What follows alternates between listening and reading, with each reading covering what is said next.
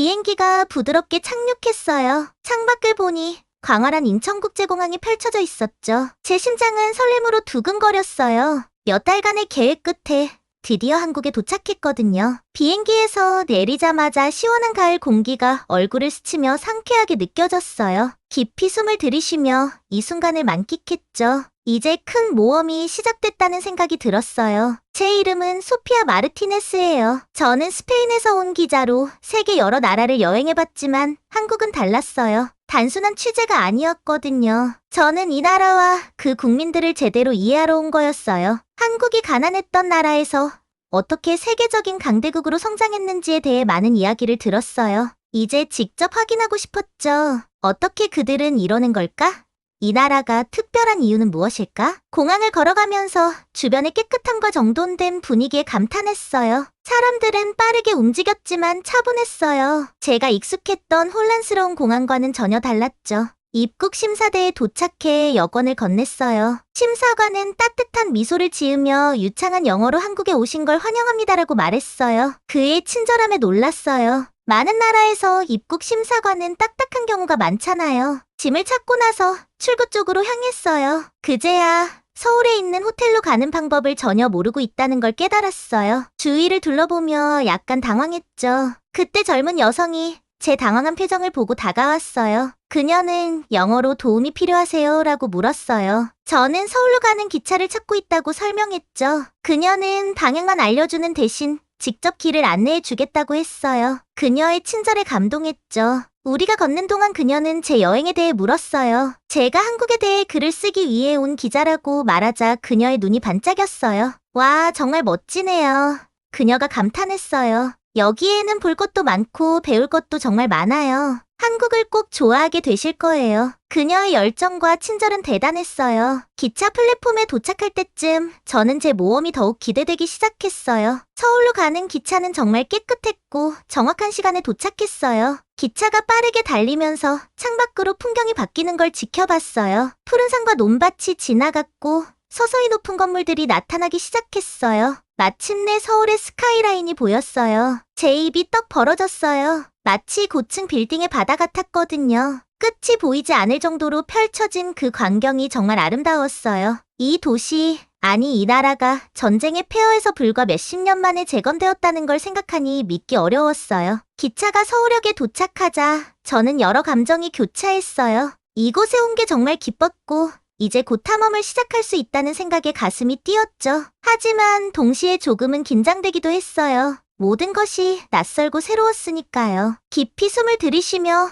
제가 왜 이곳에 왔는지 다시 떠올렸어요. 이 나라를 이해하고 그 이야기를 전 세계에 알리고 싶었죠. 쉽지만은 않을 거라는 걸 알았지만 그만큼 가치 있는 일이라는 것도 확신했어요. 기차에서 내리자마자 도시의 에너지가 확 느껴졌어요. 사람들이 바삐 지나가고 거리에는 차량 소음과 대화 소리가 가득했죠. 디지털 화면에서는 화려한 색상의 광고들이 번쩍이고 있었어요. 택시를 잡아 호텔 주소를 건넸어요. 바쁜 거리를 지나며 창밖을 계속 바라봤어요. 도시 곳곳에 오래된 것과 새로운 것이 섞여 있었어요. 고대 사원 옆에 현대적인 카페가 있고 전통시장 옆에는 반짝이는 백화점이 있었죠. 마침내 호텔에 도착했어요. 택시 기사에게 감사 인사를 하고 안으로 들어갔죠. 로비는 세련되고 현대적인 분위기였고 직원들도 친절하게 빠르게 체크인을 도와줬어요. 객실에 들어가 짐을 풀고 창가에 서서 도시를 바라봤어요. 해가 지면서 하늘이 아름다운 주황색과 분홍색으로 물들었죠. 어둠이 내려앉자 도시는 마치 크리스마스 트리처럼 반짝였어요. 다시 한번 설렘이 밀려왔어요. 이제 시작이었거든요. 내일이면 본격적으로 한국의 중심으로 들어가게 될 거예요. 더 많은 사람을 만나고 음식을 맛보고 언어를 배우고 이 나라가 오늘날까지 이르게 한 이야기들을 찾아내고 싶었어요. 잠자리에 들 준비를 하면서 하고 싶은 것들이 떠올랐어요. 고궁과 현대적인 기술 기업들을 방문하고 길거리 음식도 먹어보고 고급 레스토랑도 가보고 싶었죠. 젊은이들과 나이 든 세대와 이야기를 나누는 것도 기대됐어요. 모든 게 쉽지만은 않을 거란 걸 알고 있었어요. 언어 장벽도 있을 거고 문화적인 차이도 있겠죠. 어쩌면 오해가 생길 수도 있을 거예요. 하지만 그게 바로 모험의 일부잖아요. 밤에 들기 전 미소가 절로 지어졌어요. 어떤 일이 일어나든 확실한 건 하나였죠. 한국에서의 시간은 잊지 못할 시간이 될 거라는 거예요. 서울에서의 첫 주는 마치 완전히 새로운 세계에 뛰어든 것 같았어요. 매일 새로운 풍경, 소리, 맛이 저를 흥분시켰고 머릿속이 돌아갈 정도로 신났죠. 저는 현지인들과 소통하고 그들의 문화를 제대로 이해하고 싶어서 큰 대학교에서 집중 한국어 과정을 듣기로 했어요. 첫 수업날 교실을 둘러보니 전 세계에서 온 얼굴들이 보였어요. 일본, 중국, 유럽, 동남아시아에서 온 학생들이 있었죠. 우리 모두 한국어를 배우기 위해 모였어요. 마치 작은 유엔처럼 느껴졌어요. 그 중에서도 특히 눈에 띄는 친구가 있었는데 그녀의 이름은 린이었고 베트남에서 왔어요. 린은 항상 명품 옷을 입고 최신 스마트폰을 들고 다녔어요. 그녀는 가족이 일본 차를 수입해서 돈을 많이 번다고 이야기해줬어요. 처음부터 린은 한국에 대해 강한 의견을 가지고 있는 게 느껴졌어요. 자꾸 모든 걸 일본과 비교하면서 한국이 항상 부족하다는 식으로 말했거든요. 여기 지하철 너무 복잡해 라고 린이 투덜대곤 했어요. 일본에서는 훨씬 더 체계적인데 아니면 이 김치는 너무 매워. 일본 음식은 훨씬 더 균형 잡혀 있어 라고 말했어요. 저는 그녀의 말이 거슬리지 않도록 하려고 했어요. 결국 누구나 자기 의견을 가질 수 있는 거잖아요. 며칠이 지나면서 저는 나름의 일과에 익숙해졌어요. 아침엔 한국어 수업에 가서 몇 시간씩 말하기, 쓰기, 읽기 연습을 했어요. 힘들었지만 매 순간이 즐거웠어요. 새로운 언어를 이해하려고 애쓰는 제 뇌가 마치 체조를 하는 것 같았어요. 오후에는 도시를 탐험하곤 했어요. 서울은 저에게 거대한 놀이터 같았어요. 어느 날은 아름답게 채색된 벽과 넓은 마당을 가진 고궁을 방문하고 다음 날은 미래에서 온 것 같은 최신 전자 기기를 만질 수 있는 전자상가에 가 있곤 했어요. 서울의 이런 오래된 것과 새로운 것의 조화가 저를 매료시켰어요. 하지만 제가 가장 기대했던 시간은 저녁이었어요. 그때는 다양한 한국 음식을 먹으러 나가곤 했거든요. 어느 날은 길거리 음식점에서 매운 라면을 후루룩 마셨고 또 어느 날은 전통 식당 바닥에 앉아 반찬들과 불고기 냄비를 앞에 두고 먹었어요. 그러던 어느 날 한적한 골목에 숨어있는 작은 식당을 우연히 발견했어요. 나이든 부부가 운영하는 식당이었는데 들어서는 순간부터 저를 가족처럼 대해주셨어요. 아내인 김 여사님은 제 볼을 꼬집으며 제가 너무 말랐다고 말씀하셨고 남편인 김 사장님은 제가 식사를 마치면 앉아서 한국의 역사에 대해 이야기해 주셨어요. 우리가 젊었을 땐 김 사장님이 기억을 더듬으며 말씀하셨죠. 서울이 이렇게 안 생겼었지. 전쟁 이후로 우린 아무것도 없었어. 하지만 열심히 일했고 지금의 한국을 봐. 저는 매일 밤 그 식당에 자주 갔어요. 물론 음식도 맛있었지만 그보다 더 큰 이유가 있었어요. 김치와 구운 고기 냄새가 가득한 그 작은 아늑한 공간에서 저는 마치 제가 이 큰 새로운 도시에서 속해 있다는 느낌을 받았어요. 그곳은 저에게 작은 고향 같은 곳이었죠. 몇 주가 지나면서 저 자신에게 변화가 일어나고 있다는 걸 느꼈어요. 한국어 단어들이 제 생각 속에 슬며시 들어왔고 인사할 때 저도 모르게 살짝 고개를 숙이는 한국식 예절을 배우고 있었어요. 그리고 도시에 대한 시선도 달라지기 시작했어요. 매일 작은 친절한 행동들이 눈에 들어왔어요. 사람들이 지하철에서 어르신들이나 임산부에게 자리를 양보하는 모습이라든지 누군가 길을 잃은 듯 보이면 나서서 도와주는 모습 같은 것들이요. 이런 걸 보면서 제 고향과 사람들에 대해서도 생각하게 됐어요. 어느 날 수업에서 특히 어려운 한국어 문법 문제로 고생하고 있을 때 린이 다가와서 저를 도와줬어요. 놀랐어요. 그녀는 항상 냉담해 보였거든요. 고마워. 제가 미소 지으며 말했어요. 그녀는 어깨를 으쓱했어요. 별거 아니야. 우리 모두 배우려고 여기 있는 거잖아? 작은 순간이었지만 왠지 중요한 순간처럼 느껴졌어요. 아마도 린도 그녀 나름대로 변해가고 있는 것 같았어요. 그날 저녁 해가 서울의 고층 빌딩들 너머로 지는 걸 보며 집으로 걸어가고 있을 때 감사함이 밀려왔어요. 저는 여기서 정말 많은 것을 배우고 있었어요. 단순히 한국에 대해서만이 아니라 제 자신에 대해서, 다른 문화들에 대해서, 그리고 새로운 시선으로 세상을 바라보는 방법에 대해서도요. 앞으로 한국에서 보낼 시간들이 무척 기대됐어요. 아직 발견할 것도 많고 들어야 할 이야기들도 많고 함께 나눌 식사도 많았거든요. 서울은 단순한 도시 그 이상이 되어가고 있었어요. 서울은 제게 선생님이자 친구, 그리고 집 같은 곳이 되어가고 있었어요. 그날 밤 멀리서 들려오는 도시의 소리를 들으며 잠에 들었을 때 저는 미소를 지었어요. 이 여행은 제가 상상했던 것보다 훨씬 더 멋진 모험이 되어가고 있었어요. 그리고 이건 이제 막 시작일 뿐이었어요. 그날은 무더운 여름 오후였고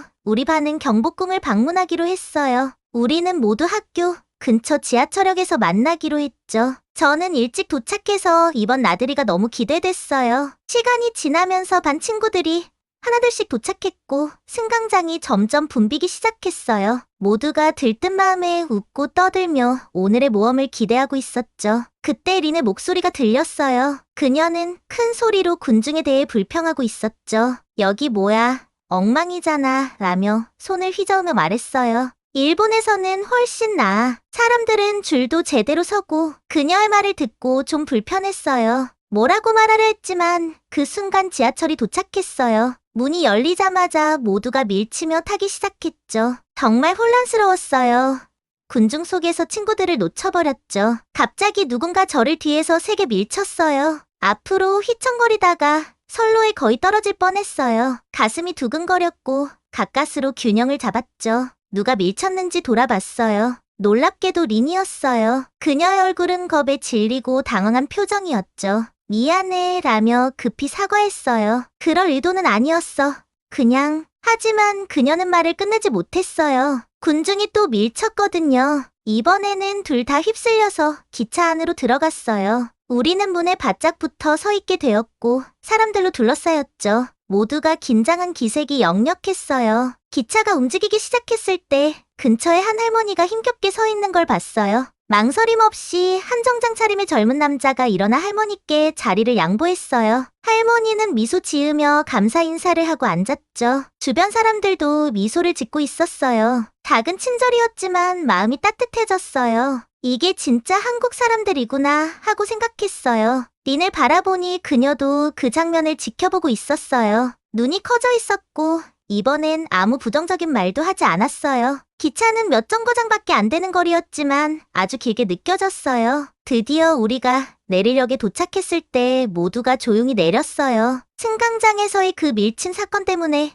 우리 그룹 분위기는 어색해졌죠. 하지만 곧 상황이 바뀌었어요. 우리가 계단을 올라가고 있는데 뒤에서 큰 소리가 들렸어요. 한 할아버지가 넘어졌고 그의 지팡이가 계단 아래로 굴러갔어요. 곧바로 여러 명의 한국 사람들이 그를 도우려고 달려갔어요. 먼저 도착한 사람은 20대 초반으로 보이는 젊은 여성이었죠. 그녀는 조심스럽게 할아버지를 일으켜 세워줬어요. 그리고 지팡이를 주워 건넸어요. 하지만 그녀는 거기서 멈추지 않았어요. 할아버지의 짐을 들어드리고 목적지까지 동행하겠다고 했어요. 할아버지는 당황한 듯 사양하려 했지만 젊은 여성은 그저 미소를 지으며 도와드리겠다고 했죠. 그들이 함께 걸어가는 모습을 보면서 린을 봤어요. 그녀는 놀란 표정이었고 약간 부끄러워하는 듯 보였어요. 우리 그룹은 말없이 경복궁으로 걸어갔어요. 모두가 우리가 본 장면을 생각하고 있는 것 같았죠. 경복궁에 도착했을 때 그 아름다움에 감탄했어요. 특히 현대적인 도시 풍경과 어우러진 고풍스러운 건물들이 인상적이었죠. 가이드는 한국 역사에 대한 흥미로운 이야기들을 들려주며 우리를 이끌었어요. 투어 중간 휴식 시간에 린이 제게 다가왔어요. 평소처럼 자신감 넘치는 모습이 아니었죠. 소피야. 그녀가 조용히 말했어요. 사과하고 싶어. 아까 너를 밀친 것뿐만 아니라 사실 더 많은 것에 대해서. 저는 그녀가 적절한 말을 찾을 때까지 기다렸어요. 나는 일본이 더 낫다고 주장하느라 정작 한국을 제대로 보지 못한 것 같아. 오늘 지하철에서 본 그 친절한 모습들 나를 깨닫게 했어. 내가 너무 좁게 생각하고 있었어. 그녀가 진심으로 말하고 있다는 걸 느꼈어요. 자신이 틀렸다고 인정하는 게 쉽지 않았을 텐데 정말 용기 있는 행동이었죠. 저는 미소를 지으며 그녀의 어깨에 손을 올렸어요. 그렇게 말하기까지는 용기가 필요했을 거야. 린, 고마워. 우리는 경복궁 투어를 이어갔고 저는 희망적인 기분이 들었어요. 이번 경험이 린이 한국을 새로운 시각으로 보게 하는 계기가 될지도 모른다는 생각이 들었죠. 그리고 아마 우리 모두가 서로를 더 잘 이해하게 될 것 같았어요. 우리가 지하철역을 나섰을 때 우리 그룹은 모두 조용했어요. 모두들 지하철에서 있었던 일을 생각하고 있었죠. 린의 무례한 말들과 밀친 사건이 분위기를 불편하게 만들었어요. 하지만 곧 일어날 일이 모든 것을 바꿀 거였어요. 우리가 길로 향하는 계단을 오르고 있을 때였어요. 갑자기 뒤에서 큰 소리가 들렸어요. 한 할아버지가 넘어지셨고 그의 지팡이가 계단을 굴러 내려가고 있었어요. 망설임 없이 몇몇 한국 사람들이 할아버지를 도우러 달려갔어요. 그 중 한 명은 20살 정도로 보이는 젊은 여성이었어요. 그녀는 조심스럽게 할아버지를 일으켜 세우고 지팡이를 주워드렸어요. 그리고는 우리 모두를 놀라게 한 행동을 했어요. 할아버지의 가방을 들어드리고 목적지까지 같이 가겠다고 제안한 거예요. 처음엔 할아버지가 당황한 듯 거절하셨지만 그 여자는 따뜻하게 미소 지으며 꼭 도와드리고 싶다고 했어요. 그들이 함께 걸어가는 모습을 보면서 린이 그 장면을 유심히 지켜보고 있다는 걸 알았어요. 린은 놀란 듯 보였고 어쩌면 약간 부끄러워하는 것 같기도 했어요. 우리는 별다른 말 없이 궁으로 걸어갔어요. 모두 각자의 생각에 빠져 있었죠. 경복궁에 도착했을 때 숨이 멎을 정도로 아름다웠어요. 오래된 건물들이 현대적인 도시와는 너무도 달랐거든요. 우리는 궁의 뜰을 걸으며 가이드로부터 한국의 긴 역사에 대한 이야기를 들었어요. 투어 중간에 린이 제게 다가왔어요. 평소처럼 자신만만한 모습은 아니었어요. 소피야, 린이 조용히 말했어요. 나 사과해야 할 것 같아. 아까 널 밀친 것뿐만 아니라 많은 것들에 대해. 저는 린이 적절한 말을 찾을 때까지 조용히 기다렸어요. 일본과 모든 걸 비교하느라 너무 바빴어. 일본이 더 낫다는 걸 증명하려고만 했고 린이 계속 말했어요. 정작 한국 자체를 제대로 보지 못했던 것 같아. 오늘 봤던 그 지하철에서의 친절함을 보고 내가 너무 편협했단 걸 깨달았어. 그녀의 말은 매우 진솔했어요. 저는 그녀의 어깨에 손을 올리고 미소 지었어요. 잘못을 인정하는 데는 용기가 필요해, 린. 제가 말했어요. 고맙다. 그렇게 해줘서. 그날 내내 린의 말이 계속 생각났어요. 어떤 장소나 사람을 제대로 이해하기 전에 판단하는 건 참 쉬운 일이에요. 하지만 열린 마음을 가지면 예상치 못한 놀라운 일들을 발견할 수 있죠. 우리가 궁을 더 탐험하는 동안 린이 처음으로 모든 걸 진지하게 보는 게 느껴졌어요. 가이드에게 한국 역사와 문화에 대해 생각 깊은 질문을 하기도 했고요. 심지어 한국 길거리 음식을 먹어보면서도 일본 음식이 더 낫다는 불평을 하지 않았어요. 그날 오후 우리는 한국의 전통 마을을 방문했어요. 아름다운 곡선의 지붕을 가진 집들을 구경하고 한복도 입어봤어요. 린은 핑크와 보라색의 한복을 입고 정말 멋졌어요. 그리고 그 순간만큼은 기모노가 더 낫다는 말을 하지 않았어요. 저녁에는 한국식 바비큐 식당에 갔어요. 고기를 굽는 냄새가 공기 중에 가득했고 지글지글 소리가 주변을 감쌌어요. 저는 린이 우리 한국 친구들의 행동을 따라 고기를 상추에 싸서 소스를 찍어 먹는 모습을 지켜봤어요. 그녀는 심지어 김치를 먹어보면서도 인상을 찌푸리지 않았어요. 식사 중에 우리 한국 친구 중 한 명이 오늘 배운 것을 나누자고 제안했어요. 린의 차례가 되었을 때 그녀는 모두를 깜짝 놀라게 했어요. 오늘 열린 마음을 가지는 게 얼마나 중요한지 배웠어요. 린이 말했어요. 지금까지는 단점을 찾느라 너무 집중하느라 한국이 가진 멋진 것들을 놓치고 있었던 것 같아요. 그동안 제가 어떻게 행동했는지 미안하고 이번 기회를 통해 많이 배우고 성장하게 된 것 같아요. 테이블이 잠시 조용해졌고 곧 모두 박수를 쳤어요. 린의 눈에 눈물이 맺힌 걸 봤지만 그녀는 미소를 짓고 있었어요. 그날 밤 기숙사로 돌아가는 길에 린과 더 많은 이야기를 나눴어요. 린은 가족으로부터 항상 일본이 최고라는 것을 증명해야 한다는 압박을 느꼈다고 털어놨어요. 하지만 오늘 모든 장소가 각자만의 특별한 가치를 가지고 있다는 걸 깨달았어. 린이 말했어요. 한국은 일본이 아니고 그건 괜찮아. 한국은 그 자체로 멋지잖아. 그날 밤 저는 희망찬 기분으로 잠자리에 들었어요. 린의 변화된 마음을 보면서 사람들은 성장하고 자신들의 견해를 바꿀 수 있다는 것을 깨달았거든요. 한국에서의 시간이 우리에게 무엇을 더 가르쳐줄지 기대되었어요. 그날은 제게 중요한 교훈을 가르쳐줬어요. 때때로 가장 강력한 경험은 우리의 고정관념을 도전하게 하고 새로운 시각을 열어주는 것이에요. 한국은 우리에게 그들의 언어나 문화뿐만 아니라 더 나은 그리고 더 이해심 깊은 사람이 되는 법을 가르쳐주고 있었어요. 경복궁을 방문한 이후 며칠 동안 많은 걸 깨달았어요. 린이 완전히 달라졌다는 걸 느꼈거든요. 그전에는 지하철 플랫폼에서 저를 밀었던 린이었는데 이제는 전혀 다른 사람처럼 보였어요. 어느 화창한 아침 같이 수업에 가고 있을 때 린이 갑자기 길거리 음식값 한 대 앞에서 멈춰섰어요. 소피야, 이거 먹어본 적 있어? 린이 뜨거운 김이 나는 물고기 모양의 빵을 가리키며 물었어요. 이건 붕어빵이야. 예전에는 일본의 타이야키를 따라한 것뿐이라고 생각했는데 이제는 제대로 한번 맛보고 싶어. 저는 깜짝 놀랐어요. 한국 음식을 무시하던 린이었는데 말이에요. 우리는 각각 2개의 붕어빵을 사서 따뜻한 팥소가 우리 손과 마음을 함께 녹여줬어요. 간식을 먹으면서 린이 말했어요. 있잖아, 경복궁에서 있었던 일이 계속 생각나. 그 젊은 여자가 노인을 도와줬던 모습 말이야. 그 장면이 자꾸 머릿속에 남아있어. 내가 한국에 대해 반감을 가지느라 얼마나 많은 걸 놓쳤는지 깨달았어. 저는 고개를 끄덕이며 더 이야기해보라고 했어요. 린이 이렇게 마음을 열고 얘기하는 게 정말 좋았거든요. 어제 있잖아, 린이 계속했어요.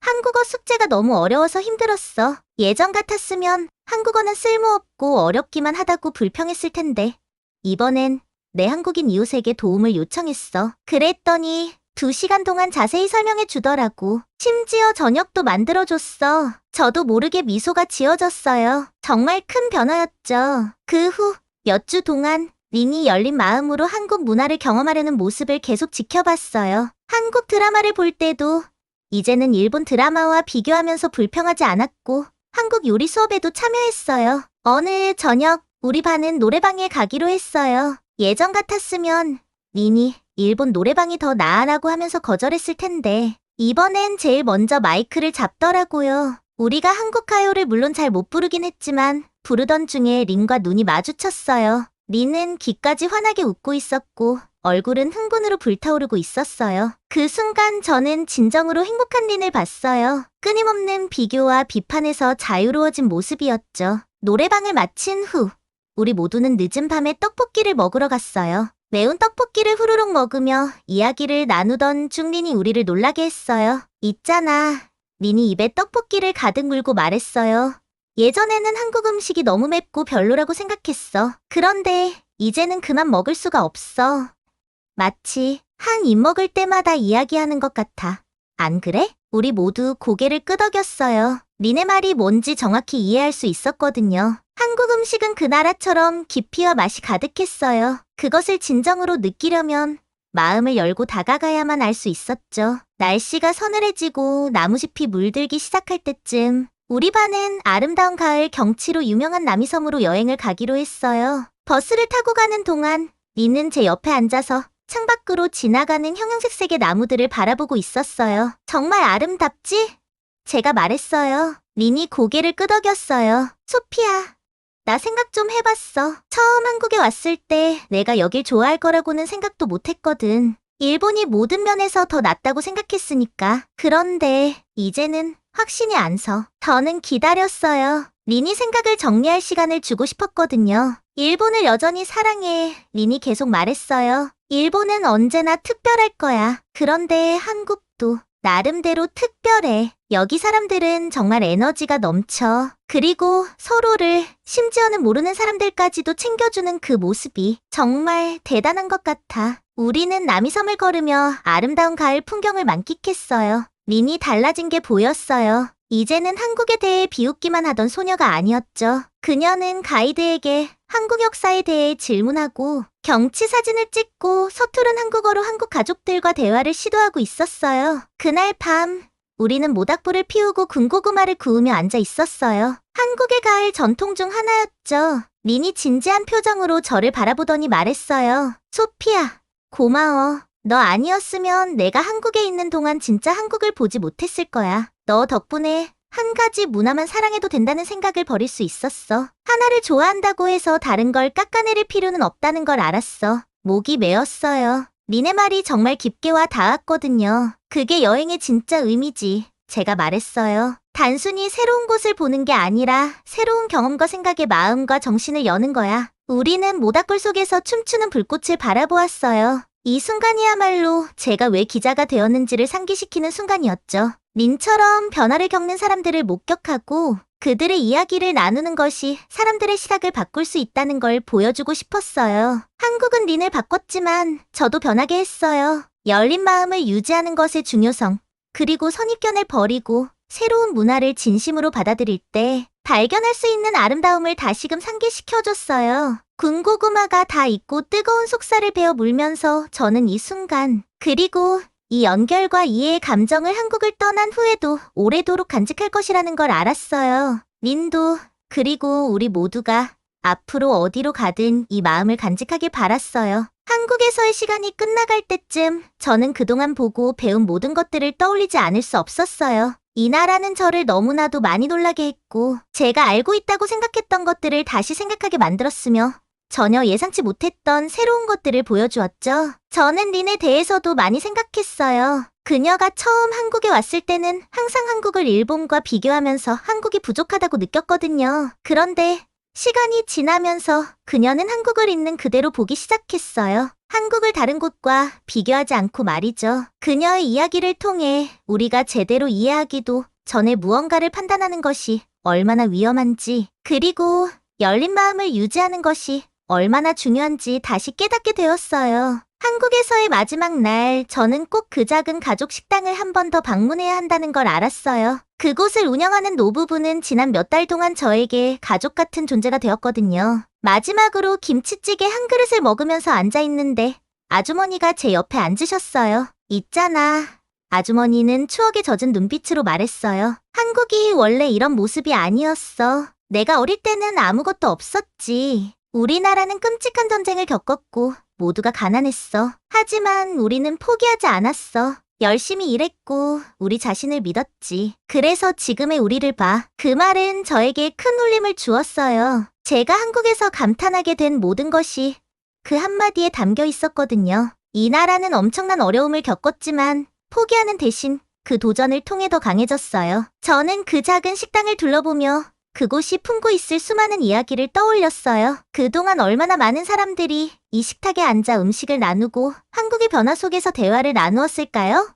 벽에는 오래된 사진들이 걸려 있었는데 식당과 동네의 과거 모습을 보여주고 있었어요. 마치 한국의 성장 과정을 한눈에 보는 것 같았어요. 가장 큰 변화는 뭐였다고 생각하세요?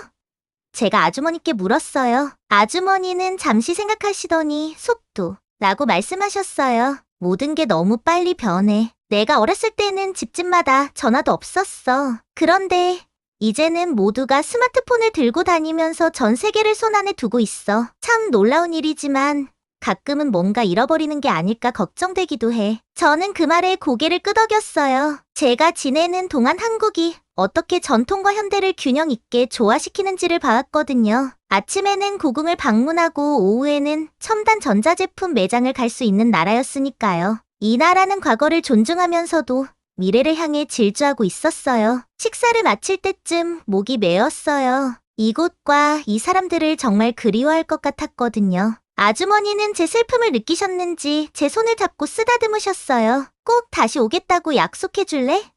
아주머니가 물으셨어요. 물론이죠. 제가 대답했고 그 약속은 진심이었어요. 그날 오후 짐을 싸면서 제가 그동안 모아온 작은 것들을 보았어요. 엽서, 표, 작은 한국 국기까지 각각의 물건들이 하나의 추억이고 배운 교훈이었어요. 린이 저를 밀쳤던 날의 지하철표는 첫인상이 틀릴 수 있다는 걸 상기시켜 주었고 K-팝 콘서트 프로그램은 한국이 전 세계의 영향을 받아 독특한 문화를 만들어냈다는 걸 보여주었어요. 그리고 언어 수업에서 찍은 사진은 전 세계에서 온 사람들과의 우정을 나타냈죠. 짐가방을 닫으며 저는 처음 한국에 왔을 때보다 훨씬 많은 것을 가지고 떠난다는 걸 깨달았어요. 단순한 기념품과 사진뿐만 아니라 세상을 바라보는 새로운 시각을 얻게 된 거죠. 한국은 저에게 큰 어려움 속에서도 발전이 가능하다는 걸 가르쳐줬고 빠르게 변하는 현대 사회에서도 친절함이 살아남을 수 있다는 걸 보여줬어요. 그리고 가장 중요한 교훈은 우리가 예상치 못한 곳과 사람들에게서 가장 귀중한 가르침을 얻을 수 있다는 사실이었어요. 저는 그 순간 스스로에게 다짐했어요. 집에 돌아가면 이 교훈들을 다른 사람들과 나누겠다고요. 사람들이 한국에 대해 혹은 다른 나라들에 대해 가지고 있을 편견에 도전하겠다고요. 그리고 무엇보다도 언제나 새로운 경험을 받아들일 수 있도록 마음을 열어두겠다고요. 다음 날 아침 공항으로 향하는 길, 서울은 이미 활기차게 움직이고 있었어요. 사람들은 출근길을 재촉하고 학생들은 학교로 향했고 거리는 생기 넘치는 에너지로 가득 차 있었어요. 저는 모든 것을 눈에 담으려고 애썼어요. 모든 세부사항을 기억 속에 새기고 싶었거든요. 비행기가 이륙할 때 저는 창밖을 바라보았어요. 도시가 제 아래로 작아지며 멀어져 갔어요. 높이 솟은 빌딩들, 한강의 구불구불한 물길, 녹색의 공원들이 어우러져 아름다운 풍경을 이루고 있었어요. 떠나는 아쉬움과 앞으로의 새로운 일들에 대한 기대가 동시에 느껴졌어요. 저는 노트북을 열고 글을 쓰기 시작했어요. 저는 한국의 이야기를 전하기 위해 이곳에 왔지만 결국 한국이 저에게 훨씬 더 많은 것을 주었어요. 그것은 성장, 이해, 그리고 열린 마음을 유지하는 것의 힘에 관한 저만의 이야기였어요. 비행기가 높이 날아오르며 저를 스페인으로 데려갈 때 저는 한 가지를 확신했어요. 이건 단순히 한국에서의 시간이 끝났다는 의미가 아니었어요. 새로운 장이 시작된 거였죠. 여기서 배운 교훈들을 어디를 가든지 간직하고 살아갈 새로운 장이요. 그리고 언젠가 다시 비행기에 올라 이 놀라운 세상의 또 다른 구석을 탐험하러 떠날 날이 올 거라는 생각도 들었어요.